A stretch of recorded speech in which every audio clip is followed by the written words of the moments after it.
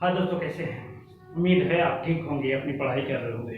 मैं मोहम्मद मुख्तार आपका मैं अपने YouTube चैनल सुगम संगम पर स्वागत करता हूँ।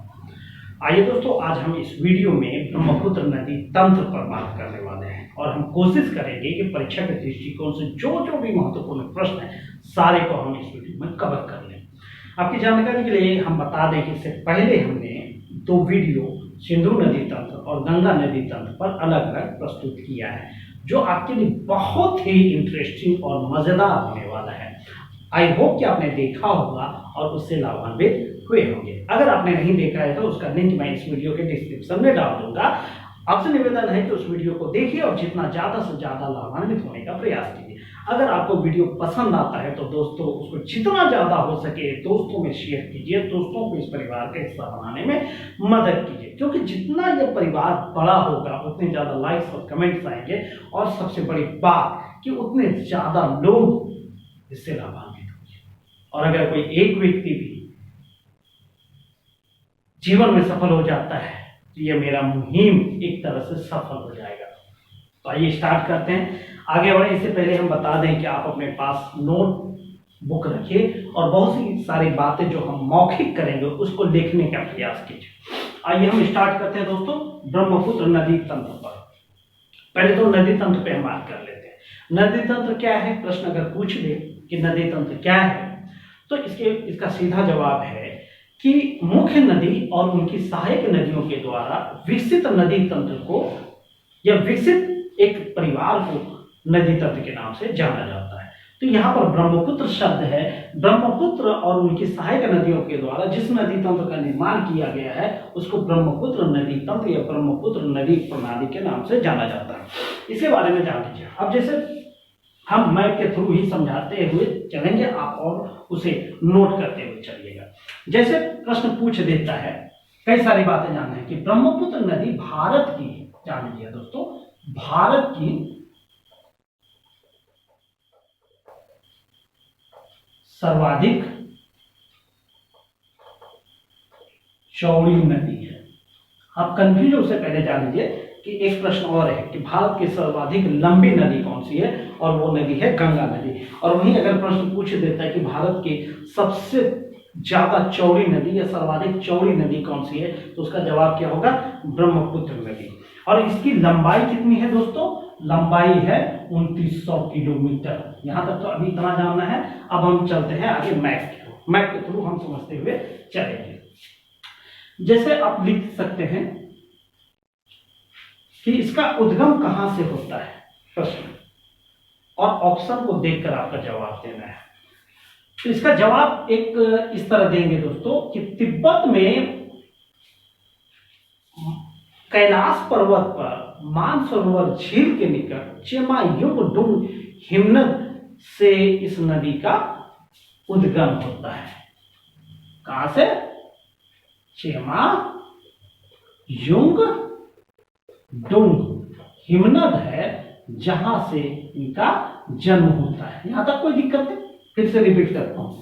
तिब्बत के कैलाश पर्वत के मानसरोवर झील के निकट चेमायुंगडुंग हिमनद से इस नदी का जन्म होता है। तिब्बत में, जान लीजिए अभी हम कहां चल रहे हैं? तिब्बत में इस नदी को सांगपो के नाम से जाना जाता है। सांगपो, जिसका अर्थ होता है शोधक। क्या होता है? शोधक यानी प्यूरिफायर। यहां तक कोई दिक्कत है?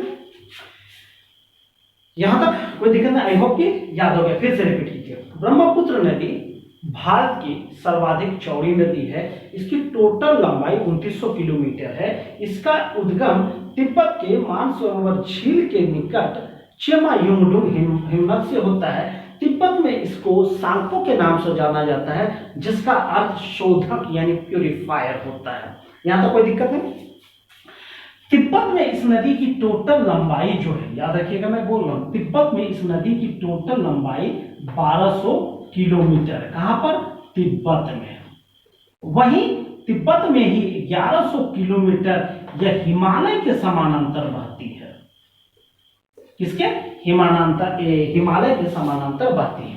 तो आपको परीक्षा में कंफ्यूजन करने के लिए कई सारे टॉपिक उभर कर, अभी सिर्फ तिब्बत में नदी आगे नहीं बढ़ी, सिर्फ जहां से जन्म हुआ वहीं पर यह बात हो रही है कि तिब्बत में इस नदी की टोटल लंबाई कितनी हो जा रही है, 1200 किलोमीटर, लेकिन वह हिमालय नदी के समानांतर 1100 किलोमीटर बहती है। तिब्बत में इसको किस नाम से जाना गया, सांगपो के नाम से।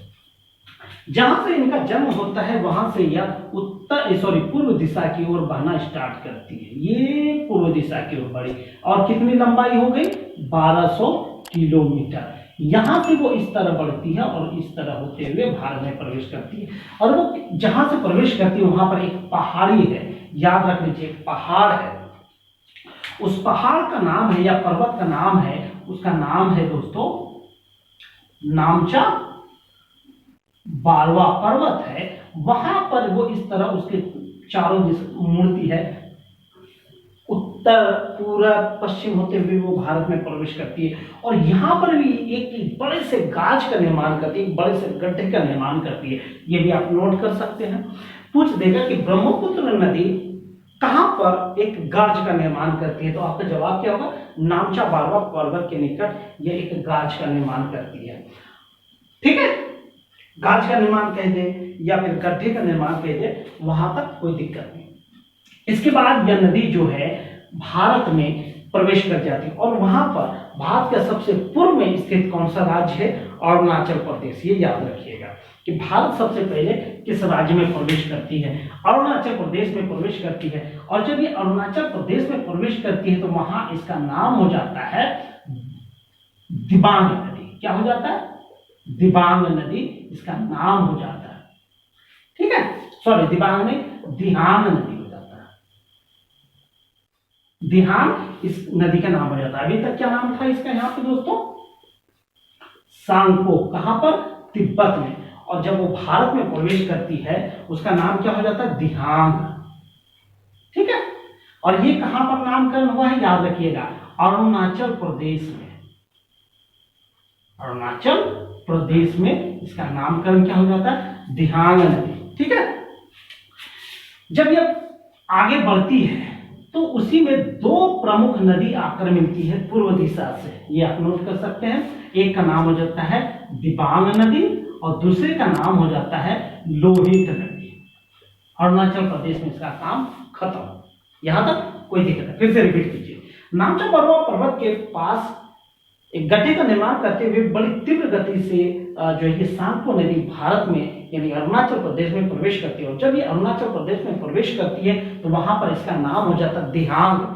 और उसके बाद अरुणाचल प्रदेश में ही दो नदी पूर्व दिशा से होकर आकर मिलती है, एक दिबांग नदी मिलती है और दूसरा लोहित नदी मिलती है। और अरुणाचल प्रदेश के बाद यह नदी जो है कि असम राज्य में प्रवेश कर जाती है। कौन से राज्य में प्रवेश कर जाती है, असम राज्य में प्रवेश करती है। असम राज्य में जब ये प्रवेश करती है तो वहां पर एक नदीय द्वीप का निर्माण करती है असम में, और उस नदीय द्वीप का नाम है दोस्तों माजुली। क्या नाम है, माजुली। माजुली के बारे में एक दो टॉपिक और याद रख लीजिए कि यह भारत ही नहीं विश्व का सबसे बड़ा नदीय द्वीप है। नदीय द्वीप मतलब नदी के द्वारा बनाया हुआ द्वीप। ठीक है, यहां तक इतना बातें जानना है। और दूसरी बात यह जानना है कि माजुली द्वीप कहां पर स्थित है, भारत के असम राज्य में स्थित है। कई सारे द्वीप का निर्माण करता है असम में, कई सारे, या फिर कहें कि यह नदी अपने रास्ते में कई सारे द्वीपों का निर्माण करता है, लेकिन सबसे बड़ा द्वीप माजुली द्वीप है। आपसे इनडायरेक्टली प्रश्न या आपको कंफ्यूजन पैदा करने के लिए प्रश्न इस तरह पूछ देगा कि ब्रह्मपुत्र नदी के द्वारा बनाया जाने वाला सबसे बड़ा द्वीप कौन सा है, तो आपका जवाब क्या होगा, माजुली द्वीप। ठीक है, यहां तक कोई दिक्कत नहीं। और याद रखिए जब यह नदी अरुणाचल प्रदेश से में प्रवेश करती है तो वहां पर एक गांव है दोस्तों, याद रख लीजिएगा, जिस गांव से होकर यह नदी भारत में प्रवेश करती है उसका नाम है सादिया। सादिया गांव के पश्चिम दिशा से होकर ब्रह्मपुत्र नदी भारत में प्रवेश करती है। परीक्षा में प्रश्न पूछ सकता है कि सादिया गांव के किस दिशा से होकर ब्रह्मपुत्र नदी भारत में प्रवेश करती है, तो आपका जवाब क्या होगा, पश्चिम दिशा से होकर यह नदी भारत में प्रवेश करती है। और यह नदी भारत का अंतिम जो पड़ाव है, उसके बाद जब ये बांग्लादेश में प्रवेश करती है तो वो है दोस्तों, उसका नाम है धुबरी नामक गांव। सादिया से प्रवेश करती है, धुबरी के निकट से वो बांग्लादेश में पहुंच जाती है। यहां पर 2-3 बातें याद रखिएगा कि धुबरी के निकट ब्रह्मपुत्र नदी जो है 90 डिग्री का कोण बनाती है। दूसरी बात ये देखिएगा कि असम में ब्रह्मपुत्र नदी की दिशा क्या होती है। असम में इस नदी की दिशा पश्चिम दिशा की ओर होती है। अगर अरुणाचल प्रदेश के बारे में पूछा जाए कि अरुणाचल प्रदेश में ब्रह्मपुत्र नदी की दिशा क्या होती है, तो वो दक्षिण पश्चिम दिशा होती है। अभी तक आगे बढ़िए, पीछे चलते हैं। जहां इनका जन्म होता है वो पूर्व दिशा की ओर चलती है। फिर जब वो भारत में प्रवेश करती है तो अरुणाचल प्रदेश में दक्षिण पश्चिम दिशा हो जाती है, लेकिन वो जब असम में प्रवेश करती है तो वो पश्चिम दिशा की ओर फिर से बढ़ती है। यहाँ तक कोई दिक्कत है? धुबरी नामक गांव के पास जो है, इसमें एक नदी आकर मिलती है, एक नदी आकर मिलती है, उसका नाम है दोस्तों संकोश नदी। अब देखिए, आपसे प्रश्न इस तरह पूछ सकता है कि ब्रह्मपुत्र नदी में अंतिम रूप से मिलने वाला भारतीय नदी कौन सा है? भारत में अंतिम रूप से मिलने वाला नदी है संकोश नदी। वो कहां मिलता है? धुबरी के पास। और धुबरी के पास वो 90 डिग्री का कोण बनाते हुए बांग्लादेश में प्रवेश कर जाती है। यहां तक कोई दिक्कत नहीं। अब हम आगे बढ़े, इससे पहले हम देख लेते हैं कि असम राज्य में ये कौन सा हो गया? असम। इधर कौन सा है? अरुणाचल प्रदेश। असम में ही कई सारी नदियां इसमें आकर ब्रह्मपुत्र नदी में आकर मिलती है। अब देख लीजिए कौन कौन सी नदी मिलती है भैया, देख लेते हैं एक एक करके। सुबनसिरी इधर मिल गया, एक नदी मिल जाते हैं इधर से रंगा। सुबनसिरी रंगा, कुछ नहीं बोला, कोई दिक्कत है? सुबनसिरी रंगा, सुबनसिरी रंगा। इस तरह अगर आप रिपीट करेंगे सुबनसिरी रंगा, कोई दिक्कत नहीं।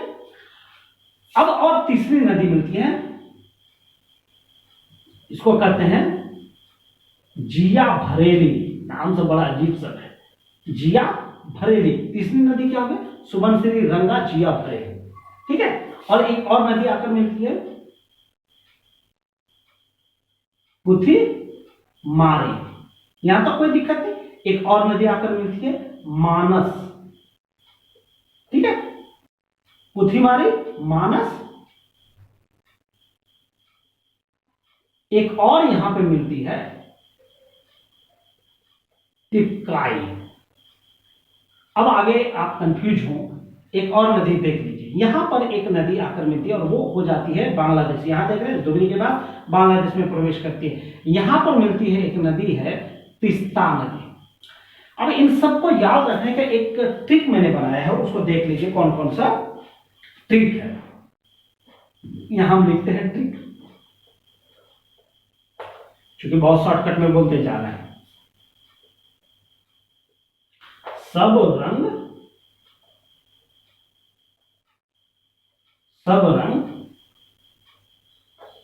जिया पुथी मती सती।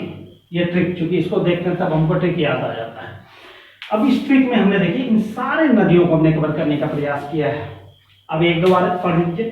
सब रंग जिया पुथी मती सती, सब रंग जिया पुथी मती सती। अब देखिए इसमें कैसे सारे नदी आता है। सब से सुबनसिरी, रंग से रंगा नदी, कहीं पर रंगित नदी भी पूछता है। जिया से जिया भरेली, पुथी से पुथीमारी, मौ से यहां भी क्या हो गया मानस, ती से क्या हो गया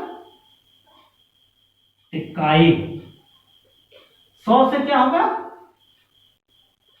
संकोच, अब इधर ती से क्या हो गया तिस्ता। ये लास्ट नदी इस तरह कह सकते हैं, लेकिन ये तिस्ता कहां पे चला गया बांग्लादेश में। बाकी सारी नदियां आपको क्रम से मिल जाएंगी। अब देखिए इसको जानना इसलिए जरूरी है क्योंकि परीक्षा में चूंकि हम जानते हैं पैटर्न चेंज होता रहता है, आपको किसी भी तरह से कंफ्यूजन कर सकता है। तो आपसे पूछ देगा कि इनको क्रम से सजाइए, या आरोही क्रम से, या पश्चिम से पूर्व दिशा की ओर, सॉरी पूर्व से पश्चिम दिशा की ओर इसे सजाइए। तो यहां से आप देखेंगे क्रम से सजाइए। सुबनसिरी, रंगा, जिया भरेली, पुथीमारी, मानस, तिपकाई, संकोच और तीस्ता। तो आप देखेंगे यहां पर एक चीज आप देख लीजिए कि ये यहाँ पे अगर आप संकोच याद रख लेते हैं आराम से याद हो जाएगा। संकोच अगर आप याद रख सकते हैं, दोनों के आगे पीछे ती से जुड़ा हुआ नाम है। अगर आपसे परीक्षा में इस तरह पूछ देगा कि धुबरी के निकट संकोच के पूर्व दिशा से आकर मिलने वाली कौन सी नदी है ब्रह्मपुत्र नदी में, तो तिपकाई या तीस्ता। आप कंफ्यूज हो सकते हैं, तो कंफ्यूज ना होइए, इसलिए ये मैंने ट्रिक बनाई। इस ट्रिक में आपको सारी चीजें कवर हो जाएगी। ये तो हो गया भैया उत्तर दिशा से आकर मिलने वाली नदी। अब इसमें जो है कि दक्षिण दिशा से भी कई सारी नदियां आकर इसमें मिलती है। उनमें से दो प्रमुख नदी का नाम इस तरह याद रख लेंगे। इसमें इधर से मिल जाती है, एक नदी मिल जाती है धनसिरी नदी, एक और नदी आकर मिल जाती है कपिली नदी। तो दो प्रमुख नदी है जिसके बारे में हमें जानना चाहिए। ऐसे बहुत सारी नदियां मिलती है, लेकिन इनमें से ये प्रमुख नदी है जो कि ब्रह्मपुत्र नदी में ये मिल जाती है। एक चीज और जान लीजिए दोस्तों कि जब ये अरुणाचल प्रदेश में थी तो इसका नाम दिहांग हो गया, लेकिन जब ये ये असम में प्रवेश करती है तब इसका नाम हो जाता है, याद रख लीजिए, ब्रह्मपुत्र नदी। तब इसको हम ब्रह्मपुत्र नदी के नाम से जानते हैं। कहां पर? असम में। अब आपसे प्रश्न पूछ देगा कि ब्रह्मपुत्र नदी का नाम ब्रह्मपुत्र कहां पर पड़ा है, तो आपका जवाब क्या होगा? असम में। और अरुणाचल प्रदेश में इसका नाम क्या हो गया? उसका नाम हो गया दिहांग नदी। तो अभी तक कितना नाम हो गया? 3 नाम हो गया, सांगपो, दिहांग, ब्रह्मपुत्र। सांगपो तिब्बत में, दिहांग अरुणाचल प्रदेश में और ब्रह्मपुत्र असम में। और एक चीज और जान लीजिए, असम में ब्रह्मपुत्र नदी की लंबाई दोस्तों 750 किलोमीटर है। असम घाटी में ब्रह्मपुत्र नदी की लंबाई कितनी है? 750 किलोमीटर है। यहां इतना जानना है, ये भारत के बाद अब पहुंच गया कहां पे? बांग्लादेश में।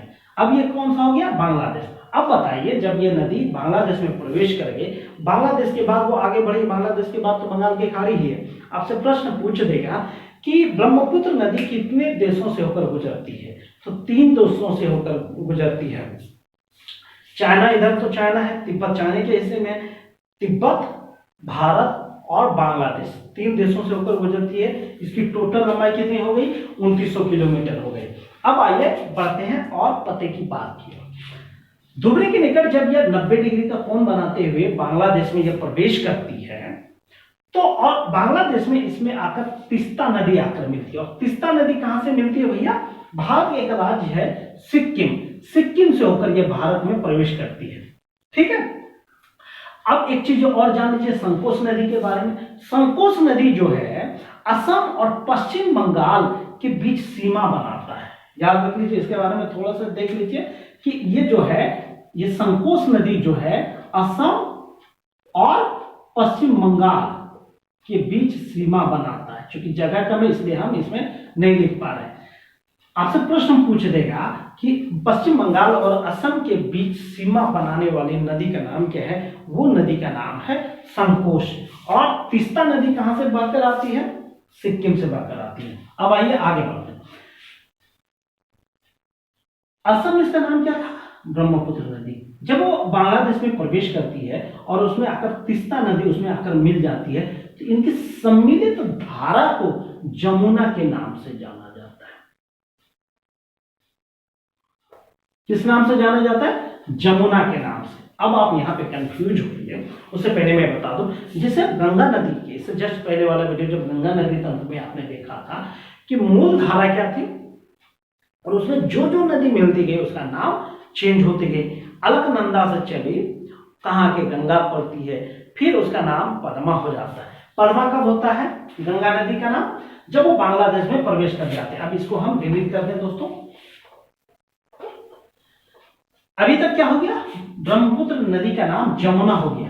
और इधर से आकर मिलती है कौन सी नदी? जब आपने गंगा नदी के बारे में पढ़ा होगा कि फरक्का के बाद गंगा नदी कहाँ प्रवेश कर जाती है?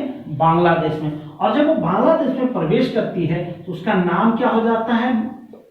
पद्मा के नाम से वो नदी जाना जाता है। यहां तक कोई दिक्कत है? पद्मा नदी के नाम से जाना जाता है, यहां तक कोई दिक्कत नहीं। जब ये पद्मा नदी के नाम से यहां जाना गया और पद्मा नदी ब्रह्मपुत्र नदी में जहां पर आकर मिलता है, तो अभी क्या बोलेंगे? पद्मा और जमुना। पद्मा और जमुना जिस नदी पर आकर जहां पे मिलती है वहां पर इसकी सम्मिलित धारा को मेघना के नाम से जाना जाता है। अभी आप क्या देख रहे हैं? ब्रह्मपुत्र नदी भारत में है, असम में है। उसके बाद जब पश्चिम बंगाल में प्रवेश करती है, तीस्ता नदी उसमें आकर मिलती है, तो क्या नाम हो गया? जमुना। जब उसमें आकर पद्मा नदी आकर मिलती है, ये क्या है दोस्तों? गंगा। कंफ्यूजन मत होइए, गंगा। गंगा नदी जब ब्रह्मपुत्र नदी में मिलती है तो उसकी संयुक्त धारा को क्या नाम दिया गया? मेघना। और वो किस जगह पर मिलती है? जिस जगह पर मिलती है उस जगह का नाम है चरखंडी जगह। चरखंडी जगह के पास मेघना इसका नाम हो जाता है। वो आगे जब बढ़ता है तो इसमें एक नदी भी आकर मिलती है और वो नदी है मेघना। ठीक है, इसमें आकर मिलती है मेघना। किस जगह पर मिलती है दोस्तों? उस जगह का नाम होता है दोस्तों चांदपुर।